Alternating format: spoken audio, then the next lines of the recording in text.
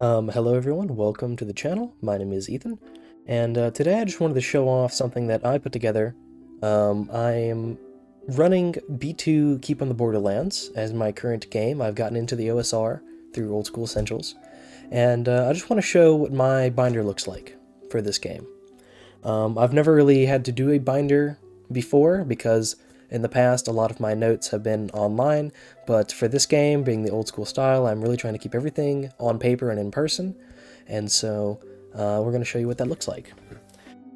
Okay, so opening up here, on the left, I have a few different things I'm going to show off.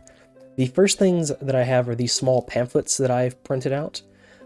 This is Gig Economy and the Feats of Exploration, both of which you can buy the PDFs for online, and I will link to everything in the description below.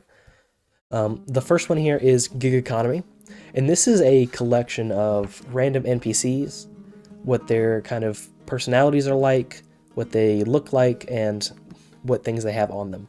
So whenever I need a random NPC, this is one of several different methods that I have. I'll show you a lot more later for generating different NPCs. So like, for example, if I need a random cleric, I can say that we have Emily Noyes, who believes art is sacred, seeks harmony through exploration in new places, and they have clothing, they are fashionable, they have a sling, and a painting set. And so whenever I need an NPC, I can just look in here for a quick name reference, and then I jot it down for later. I should mention, by the way, that Gig Economy is by Colin Sproul, published by Hurtleberry. Next up, we have the Feats of Exploration by John Britton, which is a supplement for giving out XP. 36 on the Line is a great actual play. I watch it all the time, and I highly recommend it if you're getting into the OSR. It taught me a lot of things getting into it. But all this is really is, it gives you extra things to reward your players with for XP. So you can go into it, it gives you, you can get XP for exploration, lore, and rumor, and basically whenever your players do any of these things, you can give them extra XP for it, and it's a really good system that I reference at the table, and it really encourages the players to do extra things like explore more rooms and trying to solve puzzles and trying to confirm rumors and such. Next, I just have, this is an old dungeon that I made whenever I was getting first into the OSR. I thought the best way to learn was how to make a dungeon. I watched a Bandit's Keep video that I will put down in the description, and I just followed his method, which is just reading through the Moldvay basic rules, and I created this one-page, I guess technically two-page dungeon. This, by the way, is a 11 by 17 sheet of graph paper that I have, which is just 2 letter-sized pages. And so I haven't had to use this yet, but if my players ever stumbled upon, said they wanted to go to a random dungeon or something, I could always pull this out last minute if I really needed to. And then I just have some random NPCs and characters that I made up while I was learning how to create characters. These haven't really been used yet. Next, we have these different tabs over here. So first we have the adventure. I am running B2 Keep in the Borderlands as my first module.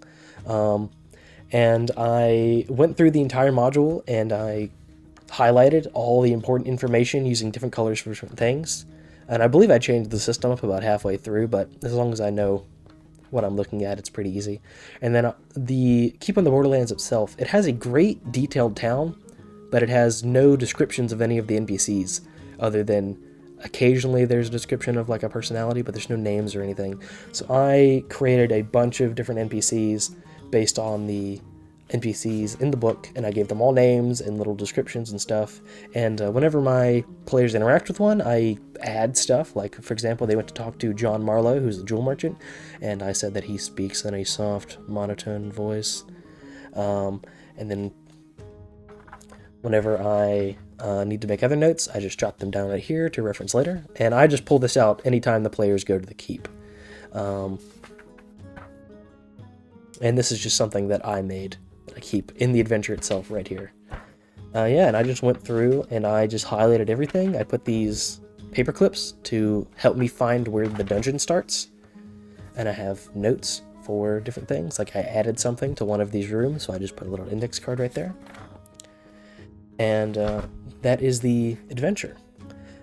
Here's some other things I made for the keep. Is the keep had a tavern and an inn, which didn't have a name or anything. So I re-put the information down, made this little sheet. I called it the Weary Mug Inn, copied down some of the information from the module, and then I added things, like I added descriptions of all the staff, and I added some of the patrons they can find, and then I added potential retainers. So last session, the party were looking for a new retainer, and I just looked randomly, and I picked Cora Flintforge, the dwarf, and I said that she was sitting down, and so whenever they pick her up, I can cross her off and replace her with something else later. And then I have hirelings. So the difference between retainers and hirelings, of course, being that hirelings are all level 0 and retainers are all of level 1. My party's pretty low level right now, so when they get a higher level, then I can level these up to different levels to make them more usable. But I think starting out with just everything being level 1 and being basic hirelings is totally fine. Then on the right here, I created my own map of the keep on the Keep of the Borderlands. I called it Blackstone Keep. And I redid the map on it in Dungeon Scrawl. This is a little bit inspired by a Dyson Logos map, except I changed it slightly, and then I added in the names and stuff, and then I laminated this so that I can know exactly what the players are doing. And one of the players is very obsessed with having the windows on all of the buildings, so I went and just randomly added windows to everything. This right here is just a quick reference sheet. The party has a 3rd level NPC cleric, and then there's a 5th level NPC cleric in town. And so the one in town, which is 5th level, they were asking like what he would charge for different spells and stuff. So this is just, I pulled all of these off of the AD&D player's hand, or AD&D Dungeon Master's Guide. And not all of the spells in AD&D are in BX, which is what OSE is based on. So I just went through and found the equivalents, and then I put them in a table, and I just printed them out for my own reference. I believe he can only cast up to 2nd or 3rd level spells right now. I don't remember exactly, but this is just for my own reference. Next up here, we have this map of the Caves of Chaos. I was disappointed by the lack of good maps for the Caves of Chaos, because everything that I found that's official is very blurry, and everything online I just didn't like the style of, so I created a bunch of my own maps for this adventure in Photoshop, and just using supplements that I found online and parsing them together. I used Dungeon Scrawl to create everything, and you'll be able to find a link to all of those maps in the description as well. But this is just an exterior of the caves. My actual map of the caves itself is on my DM screen, and now I will have to go get that. Well, let me go get that right now. Okay, I am back, and this is my map of the Caves of Chaos. You can see that I recreated the entire thing in Dungeon Scrawl, and then added some things in Photoshop, like the contour lines and the trees, and then I just went over it, highlighted all of the entrances. I used colored pencils to shade in all of the different regions to make it easier for me to see, and then I laminated this whole thing so that it will never get messed up or anything. Next we have the session tab. These are just things that I use every session that are not related to the adventure itself. So we have a time tracker here.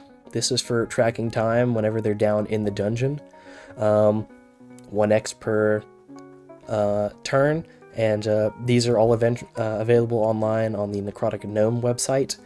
And the way that I track time is, as you can see, they started the adventure at about 10 a.m. I've marked 11, 12, 1. I marked down whenever they lit a lantern. I marked down whenever they had an encounter with a goblin, and they were able to parlay with the goblins and gain access into their lair for exchange for money. And so I marked down when that started and then when that ended. I got another passage here. And then this is when they left the dungeon.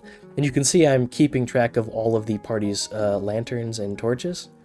This torch actually went out. I should have crossed that out. I'll have to remember that for next time. This is just an extra sheet in case the first one runs out. This is the supplement for the feats of exploration that I mentioned earlier.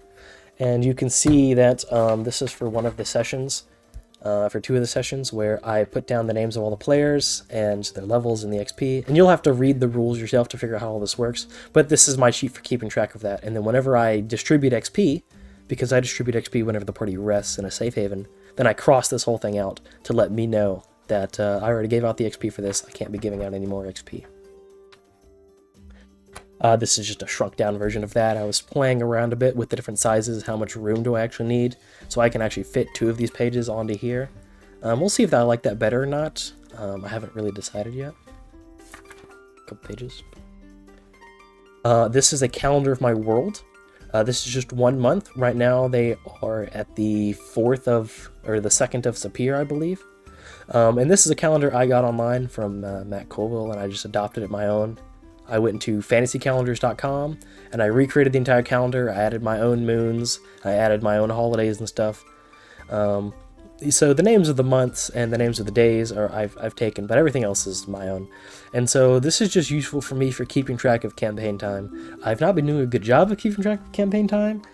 If I had, then I would mark down that it is the 2nd. And I believe they're about to go rest, in which case it'll become the 3rd. And so whenever we have a session next week, I will mark that off. Weather. I put this together from a source online. I decided to use a hex flower for my weather. And so whenever the party goes to a new day, they roll 2d6. And whatever number they roll, that's the direction they move in for the weather. This is another weather table. I had a few different options I was considering for weather, and I ended up using the hex flower, but I have this just in case I need something. Another time tracking sheet. These are my quick rules about the feats of exploration and what all these things actually mean. And then here I just have a bunch of pages that I printed out from the Old School Essentials book about with different rules for like combat and for hiring containers and just things that I need at the table so that I don't need to pull out the books. Though usually I do find myself reaching for the books anyway instead of using these because it's so much easier with the books. Armor and weapons. So I decided to combine the expanded equipment from OSE, Carcass Crawler number 3, I believe. Again, links down in the description. I didn't include everything, but I included most things. And this is actually a sheet that was inspired by John Britton from 3.6 Down the Line, except I edited it slightly to include, to change some of the prices up and change the item slots, because I use item-based encumbrance for my OSE, and so I made like the plate mail and the full plate take more item slots up to reduce their movement and make that stuff actually matter. So this is just the list I gave to the players of all the armor. And then this is all the weapons that they can acquire. And then the weapons have different traits. And whenever they want to buy armor or weapons, I just hand these out to them. Same thing with the list of all of the items in the game. And what their item slots are and what their descriptions are. I made this table myself by just compiling everything from online. Use the death and dismemberment rules. Instead of dying at HP 0, these are from an old Goblin Points blog that I will link. And these are just different ways of having death not be instant, but causing things like permanently losing limbs, or permanently losing fingers, or just having blood loss, or not being able to wear armor for a few days. So that's something that I use. I don't ever use the trauma and sanity table just because I don't have any systems where that comes up, but maybe one day, we'll see. This is a handout that I'm going to give to the players. In the caves, in one of the orc caves, the orcs have a little sheet of paper where they have a copy of the keep map. You can see I edited my own map here and got rid of some of the detail, and in Photoshop added these X's. And these are things that it will say in Orcish. So I have the English version of the handout, and then I have the Orcish version of the handout using a font that I found online. And you'll see the player version. These are the DM versions. I'll show you the player versions later, because they are different. This is another calendar, except this is the entire year with all of the months in it. Then I have a few empty sections here for if I ever want to add something later. I haven't had the opportunity yet. Think about that. And then here we just have NPCs, retainers. So we have Father Owen here, the cleric I mentioned earlier. And then Father Owen has 2 retainers. I also made my own versions of a lot of these character sheets. So I made this version that puts everything on 1 page instead of having it be spread out across 2 pages. I will include links to my personal edits of these character sheets below. This is the same thing, but 2 on 1 sheet. This is another resource for me if I'm looking for NPC names. So we have a D100 Adventures here. I forget where I got this from. I'll put that down in the description whenever I find it. I don't exactly remember. But you can see that I rolled, and this is one of the adventures that I used, and so I marked down that I used the name of August Dawnstar, lit by inner fire, frantic. Except I used that as inspiration because they were at a gravesite, and I decided to say that lit by inner fire means that he burned to death. So that was on the gravestone. It said August Dawnstar burned to death. A visionary to all, I believe. And then when I flesh out more NPCs, I'll put them in there. This is just a bunch of sheets, a bunch of extra copies of sheets that I can hand out to players if they want to look up a rule, and there's more than one person using the book. I have just a bunch of different sections here that I showed earlier. I have a bunch of blank character sheets. These are original character sheets. I've not had the time to print out my own new ones yet. A few different styles here. So if they ever whenever they die and eventually need to make a new character, they have the character sheets right there for them.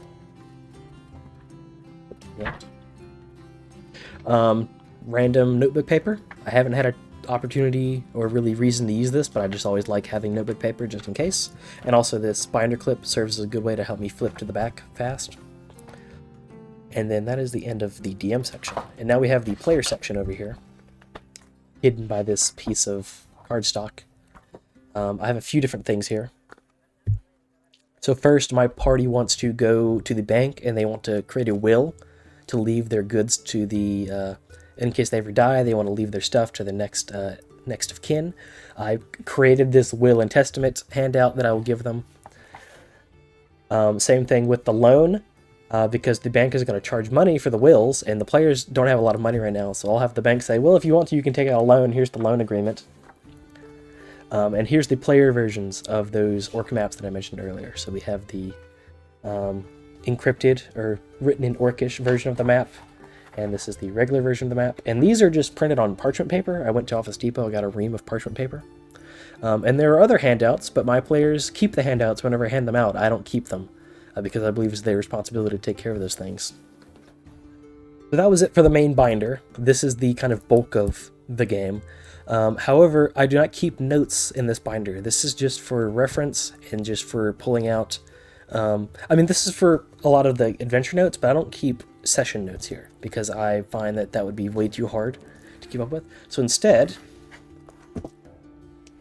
I was able to get this dotted notebook, and I watched a video from the Arcane Library who created Shadowdark, and she talked about her own method of keeping session notes, and so I decided to adopt that. I found this journal just at Walmart for like $8 at the time, and it was really great, and I wish I'd bought more because now they're like $18 if you want to buy one. I think I bought it on sale or something. But it has this nice rubber band. It's an Exceed notebook. You can see Old School Essentials campaign. And I'll just give you a quick flip through. It comes with an index, which I really loved, and so we have campaign overview and other sections here. This is a dotted, page-numbered A5 notebook. I think that A5 is like the perfect size for keeping at the table because it's not too big, it's not too cumbersome to carry around. And so I have the campaign overview, which is just these are the notes for each individual session. And this game has only been running for 3 sessions, so. We have players. I'm still filling this part out because I forgot, and I'm going to do that whenever the players level up. Characters, same thing. I forgot. We got too into the groove of things, and at this point it's a little bit too late to talk about. Different NPCs that they've encountered. So anytime I generate an NPC name that I think they're going to use later. I write it down here. Second page for NPCs. Special treasure. So whenever the party find magic items that are unique, I'm going to put that here, but they haven't done that yet. Blank page in case I need it for something. Blank page in case I need it. And then we have each individual session. So at the start of each session, I write session 1, and I said this is the Keep on the Borderlands, and I write the date of the session. I write who's in attendance, in this case all the players showed up. And then the start was the first of Sapir on the day of Lane, 568, and I put the moons so that I know at a glance what the moon phases are, because that might be important, and then I put the time that they start, because I decided that they were going to come to the Borderlands right before dark. And so you can see here that I just keep occasional notes about, these are very messy, I just scroll them in. I needed to have a random stat block because I decided to throw a random encounter at them, so I just wrote down that they had a Tarantella spider, but I said it was a baby, and so I changed the stats and the hit dice and everything. I make notes of what to do later, so I needed to get stats for the different NPCs, and then I made a note of what XP to give out to add to the total. Next session, of course, similar idea here, and that is my campaign journal.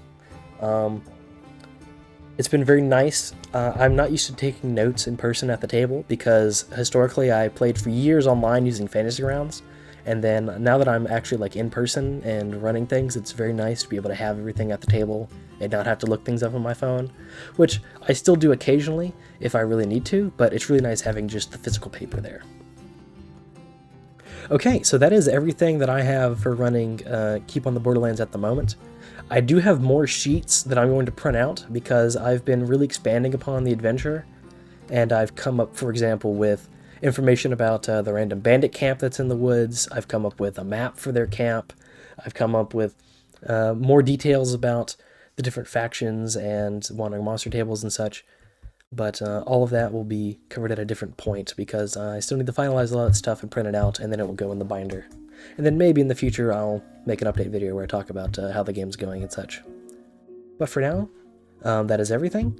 And I just wanted to thank you for stopping by for this, hopefully what should be a quick video of just me going through like what my notes actually look like at the table. Because I know that starting out, and I've been running D&D for about 8 years now, and I've only gotten into the OSR in the last few months.